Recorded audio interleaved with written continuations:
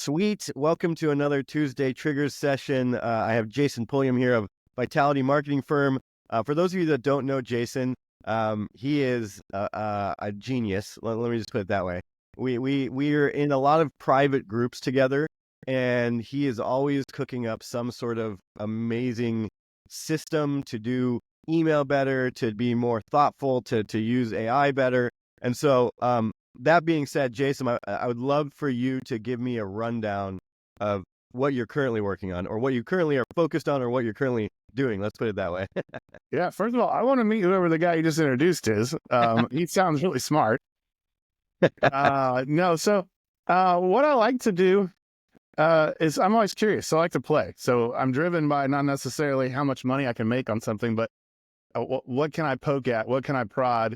And then what happens when I do that? I've always been the kid who pushed all the buttons. I took everything apart and never could put it back together. I just wanted to see what was inside.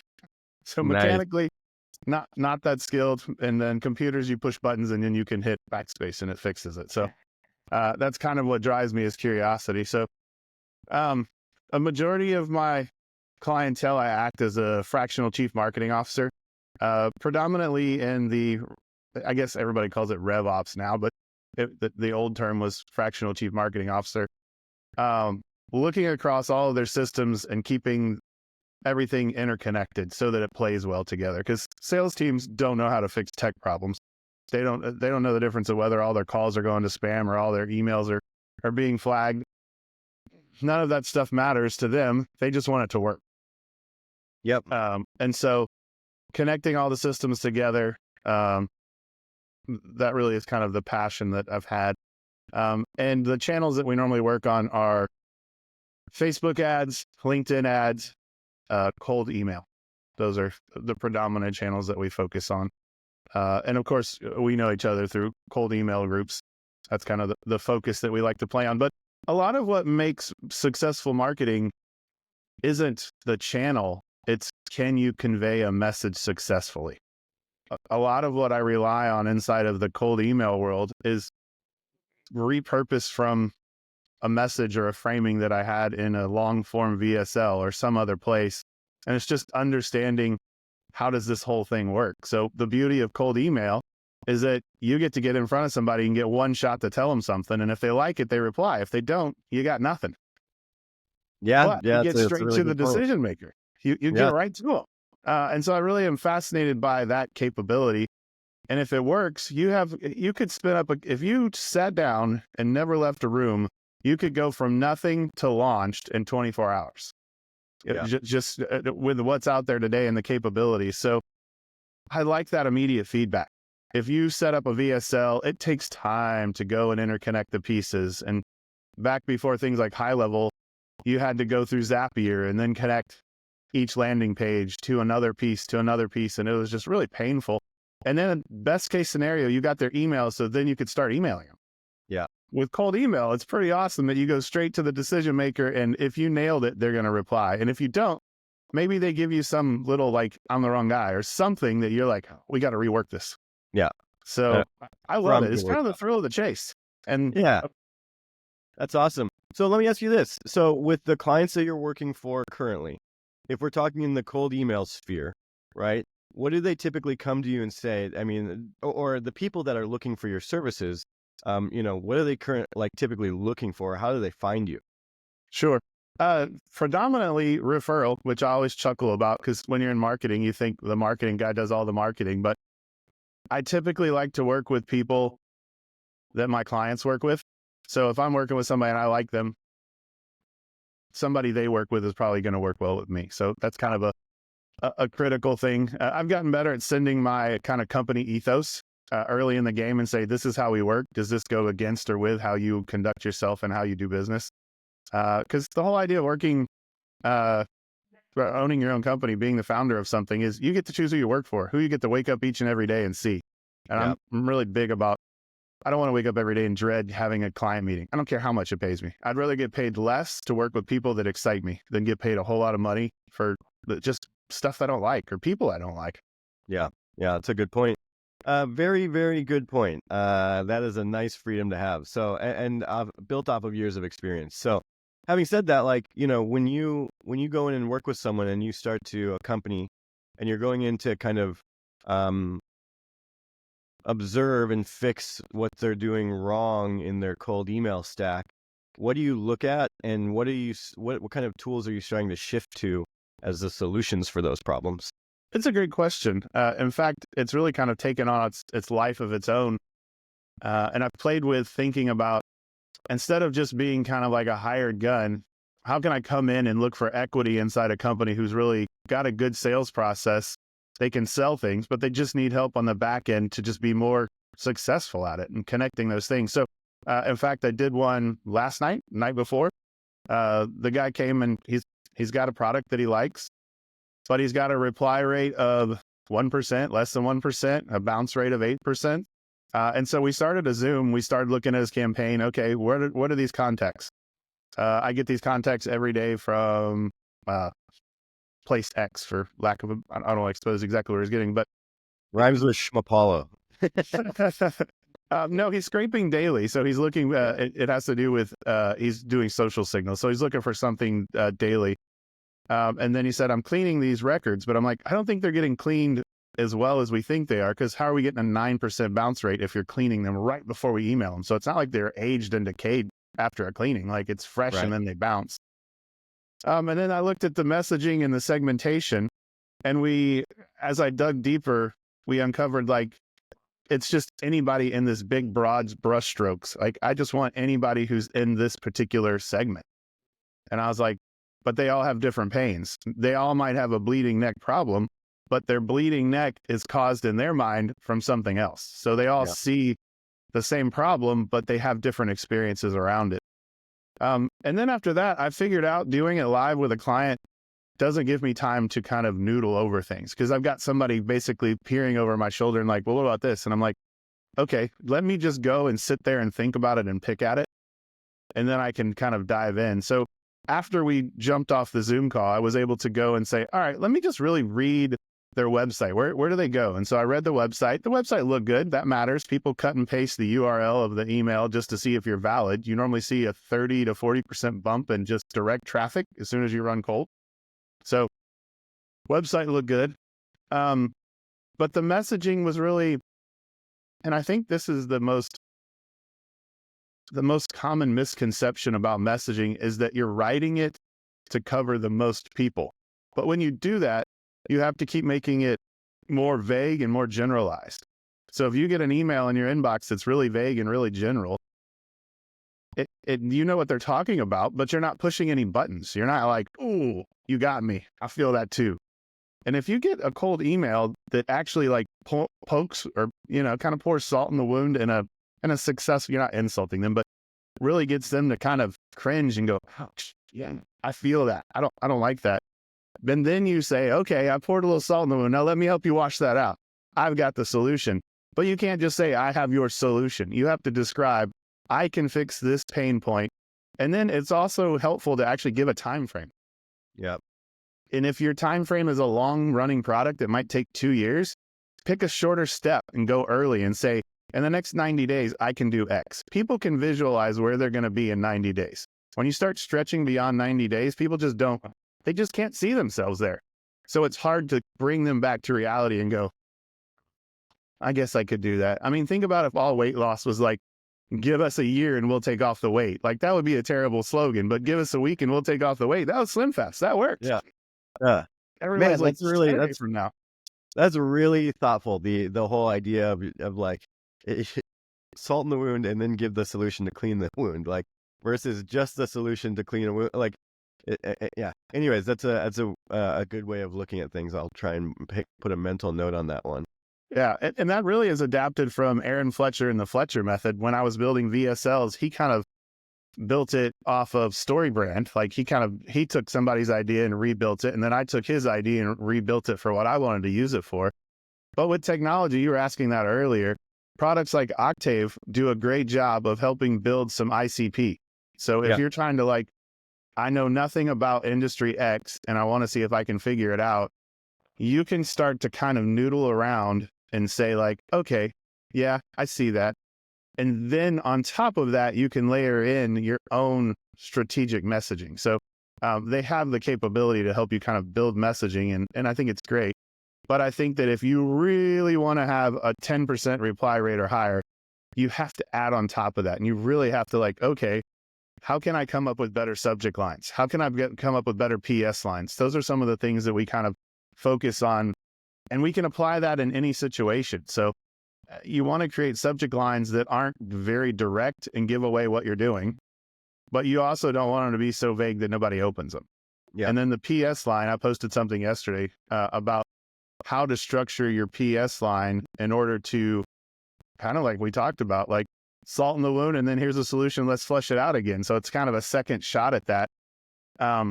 But that's how you get a better messaging. And then when it works or doesn't work, you just keep reframing it and going, okay, it worked. People replied and they said, no, I don't have that problem. So is your product not good? I mean, are you solving a problem that doesn't exist? Or are you just not framing it in a way that makes sense to the person that you're trying to attack?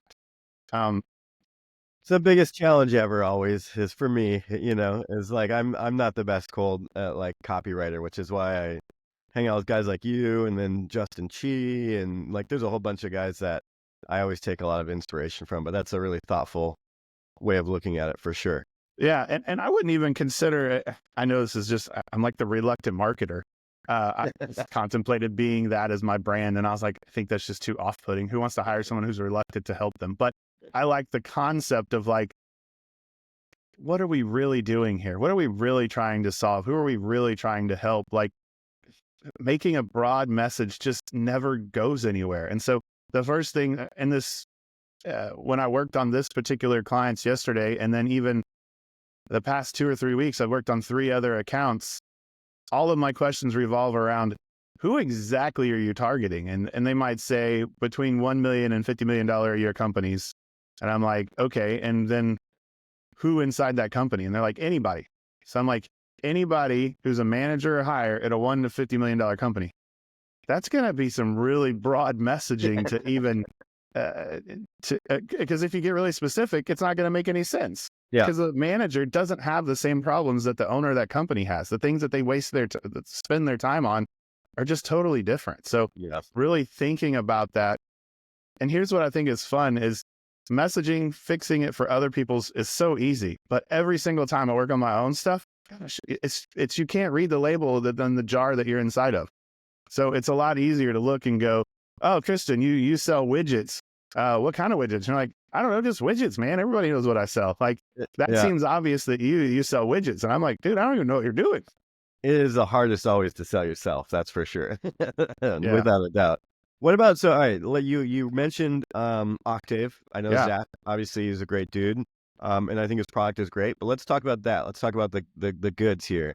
What is your go-to, like what are your go-to set of products, or what is your go-to system that you're using right now to help others find success in cold email? Sure. I like looking at having redundancy. So if you have a bunch of mailboxes and they're all in one, I don't care who they are. Two, I think the military phrase is 2 is 1 and 1 is none. So being diverse and being able to have more than one of any single thing. So I know Smart Leads and Instantly have been the 2 predominant email sequencers, but I started using Bison, Email Bison. And I've really liked that because they have an API in the back that's really solid and allows me to do things that maybe an unpublished endpoint inside Instantly. And I haven't messed with Smart Leads. I hear they have a decent API. But I like using Email Bison because I can talk to it in a way that I can't do in other places for sending out emails.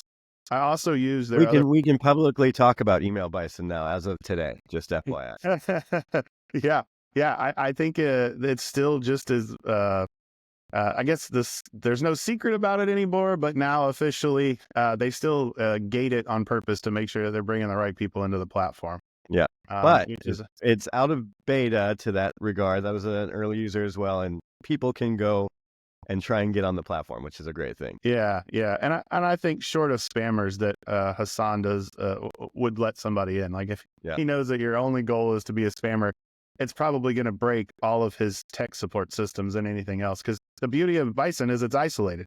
They were the first person to come out and do an isolated box that no matter what you did, it didn't hurt the reputation of anybody else around you. And then I think today you saw that what was it? Smart Leads announced they're offering isolated instances now too as an upgraded option. Yep. So I think they're releasing that in the coming year. Okay. What tools do you like right now? You said Email Bison. Run me through the list. Sure. So Octave, Email Bison, Email Guard. What am I using every single day? Clay, obviously. Clay. And then Clay, you can bring so many other tools into. So then I just have to read you off every single virtual credit card I have, so I can remember all the different ones I pay for. So let's dive into those. So email. Why don't you talk about the perks of Email Bison, Email Guard, and Octave, right? Because those are the three that maybe are sitting on the obscure for most people, right? Yeah, Clay everybody kind of knows about.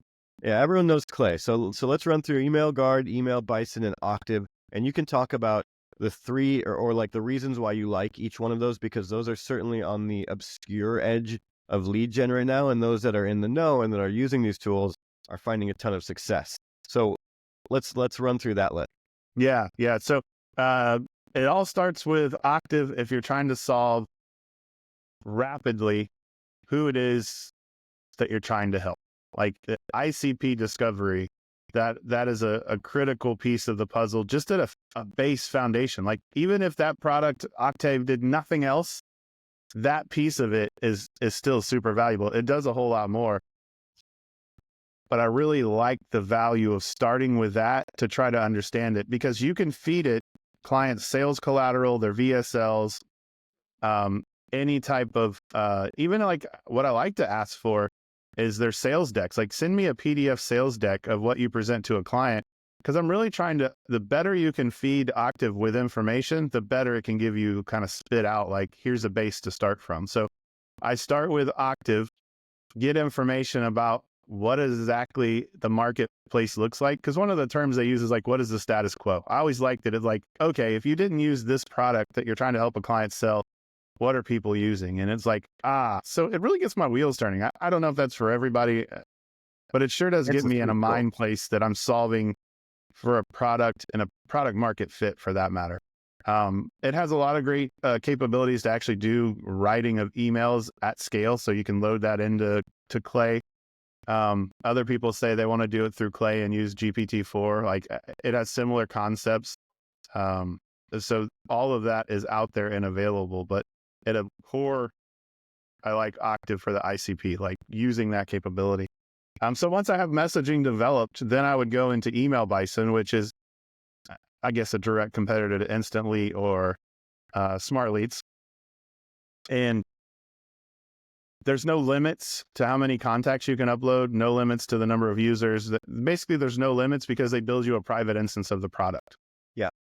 Now, does it have as many flashy features? No, it definitely is not the flashy.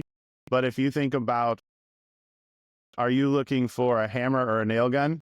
They are the reliable hammer that consistently works. There's not glitches or bugs. And when you want to do something via API, you don't want to have to keep walking over and kicking or shaking something to make it work. So I really like Email Bison for that solid API so I can interface with it outside. Because a lot of sending cold email is data. What's happening right now? How is it going to work in the future? How did it work last week? And what's changed? That's not built into the UI of the main products because no one knows exactly what you want to know. So the things I want to know aren't in the UI of those products. So yeah, that's a really key feature for me. Yeah. And then Email Guard is complementary to that. And Email Guard can either be plugged directly in by just an API key to Email Bison, so you can do inbox placement testing. Or you can use it as a third-party tool. If you want to connect, you could still use Email Guard and do inbox placement testing, monitor your domains, monitor your inboxes. It's kind of a one-stop shop. I really like, you log in, you go to one place. I used to use 4 different products just to get what I can get with Email Bison. So I enjoy the fact that I just log into that one single product and I can get around. Being able to easily change up the forwards. I think the other thing I'm going back to though is Bison and Email Guard. Let me have all the sub accounts I want. So if I want to segment even the same client, but into these kind of smaller subgroups because they're large clients and I want to just have one client and one thing inside here, I can do it easily without having to spin up a new account and have to pay for it. Like I just pay one Yep. simple price and a kind of all you can eat buffet. Yep, that makes sense. So let's see, running through the list. So Octave for ICP and targeting, which is amazing at creating ICPs and targeting. Email Bison to have like an unfettered, super clean sending platform that can't be messed up by other people. It's all your own instance. And then Email Guard for placement testing, IP masking, all of those different, like there's so many tools in that to really do like everything that you possibly need to make sure your delivery's on point. Yeah, it's really like a deliverability tool set. Yeah. Love it, man. Love it. So for those of the people that are watching this, I'm opening a public Tuesday Triggers group, and Jason, you're going to be on it next week, and so you're going to be dishing out some of the real secret sauce and how you're doing placement testing, how you're thinking about it, and super excited for that. So hopefully, if anyone reaches out, they're going to get added to the group. But regardless, man, thank you for chatting with us today and giving some insight. Again, it's always a very thoughtful perspective from you. You said people can't see 90 days out.